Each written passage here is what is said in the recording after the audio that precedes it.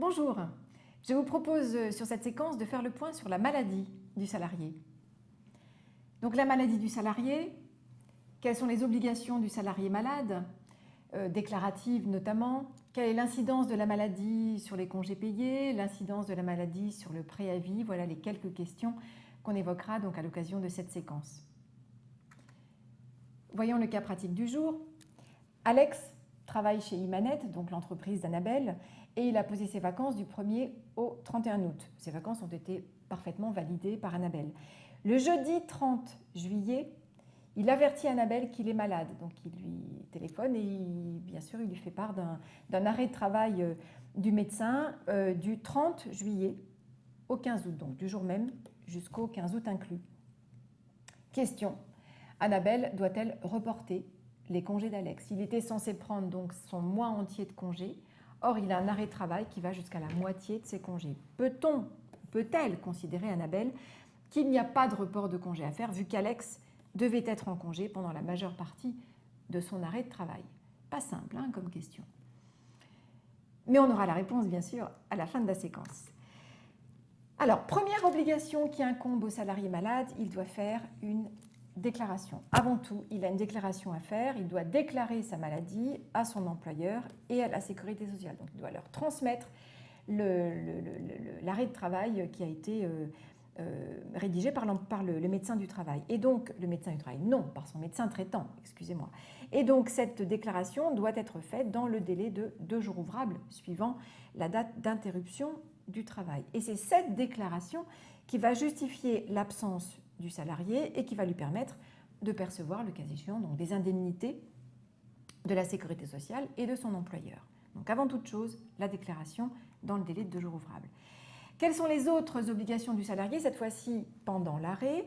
Alors pendant l'arrêt, bien sûr, le salarié doit suivre les prescriptions du médecin, se soumettre aux contrôles médicaux qui peuvent, le cas échéant, être organisés par l'employeur ou bien la sécurité sociale, respecter l'interdiction de sortie ou les heures de sortie autorisées comme cela figure sur l'arrêt de travail qui lui a été donné par le médecin et s'abstenir de toute activité sauf si le médecin lui autorise une activité. Alors précisément, je reviens sur ce point, le salarié peut-il avoir une activité pendant l'arrêt? En principe, non, aucune. Donc je répète, sauf accord express du médecin, le principe c'est que toute activité rémunérée ou non, et même limitée, même pendant les heures de sortie autorisées, est interdite. Donc cela concerne par exemple les activités associatives, les activités sportives, des travaux de peinture dans la maison, la réparation d'une voiture, les travaux de jardinage, etc., etc. Toute activité, en principe, rémunérée ou non, salariée ou non, est absolument interdite. Alors, quelle est l'incidence de la maladie sur une période d'essai? La règle est la suivante, la période d'essai ne peut pas être rompue du fait de la maladie, ce serait discriminatoire et donc une rupture fondée sur l'état de santé. Mais attention, la maladie au cours de la période d'essai ou pendant la période d'essai permet de prolonger la durée de l'essai d'une durée égale à celle de l'absence pour maladie. Mieux vaut que ce soit prévu sur le contrat et qu'on dise précisément que la période d'essai pourra être prolongée d'une durée équivalente à celle d'un arrêt de travail pour maladie, le cas échéant. C'est toujours mieux que ce soit écrit. Et donc, ça sera possible pour l'employeur de décaler finalement la date de fin de la période d'essai en cas de maladie pendant cette période. Et au retour du salarié, bien sûr, la rupture de la période d'essai redevient possible, ou tout au moins le mécanisme de la période d'essai reprend ses droits donc dès le retour de la personne dans les conditions habituelles. Quelle va être, seconde question, ou quelle peut être l'incidence de la maladie sur une période de congé payé? Alors là, ça va peut-être intéresser Annabelle.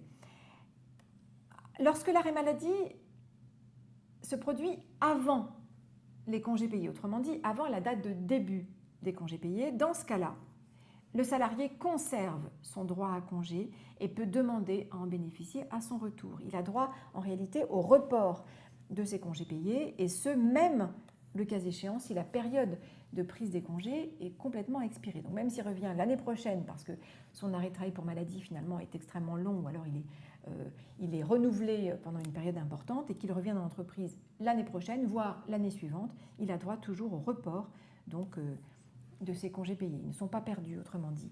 Alors, autre hypothèse, que se passe-t-il lorsque l'arrêt maladie se produit pendant les congés payés? Eh bien, pendant les congés payés, le salarié peut également reporter les jours de congé dont il n'a pas pu bénéficier pendant du fait de sa maladie. Ça suppose bien sûr dans ce cas-là que s'il tombe malade alors qu'il est déjà en congé, il est bien un certificat d'arrêt de travail du médecin qui dit précisément qu'il doit se reposer, il est en arrêt maladie du 1er au 5.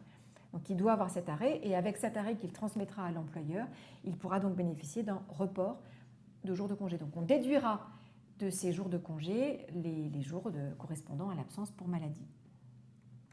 Autre cas de figure, quelle est l'incidence de la maladie sur une période de préavis? Un salarié est en préavis de licenciement ou de démission, peu importe, il est en préavis et il tombe malade pendant son préavis. Eh bien, il faut savoir que l'arrêt de travail pour maladie n'interrompt pas le préavis. Donc le préavis ne sera pas prolongé, la date de fin du préavis ne sera pas prolongée pour tenir compte de la période d'absence. Le contrat donc s'achèvera à la date initialement prévue.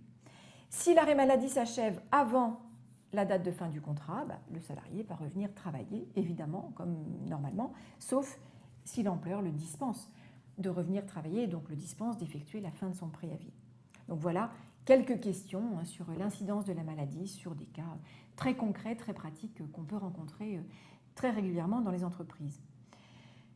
Voyons comment on peut répondre maintenant à Annabelle. Que pensez-vous donc de la question qui vous est présentée? Donc le salarié en question a donc un arrêt de travail qui commence juste avant la date à laquelle il devait commencer ses congés payés. Et donc il se termine normalement en fonction de ce que prévoit le médecin, il va se terminer à la moitié donc, des congés payés prévus. Donc, comment lui répondre? On y a répondu, hein, entre parenthèses. Alors dites-moi, que pensez-vous donc de cette histoire ou de la réponse qu'on doit donner donc à ce salarié et à Annabelle? Ben oui, vous êtes d'accord, hein, d'accord avec moi, Annabelle n'a pas trop le choix, n'a même pas le choix du tout.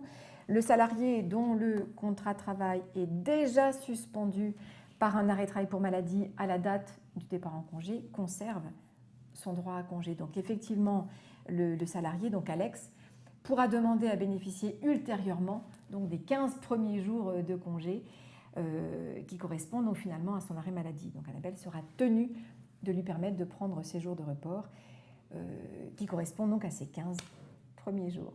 Voilà. Et bien voilà pour cette séance.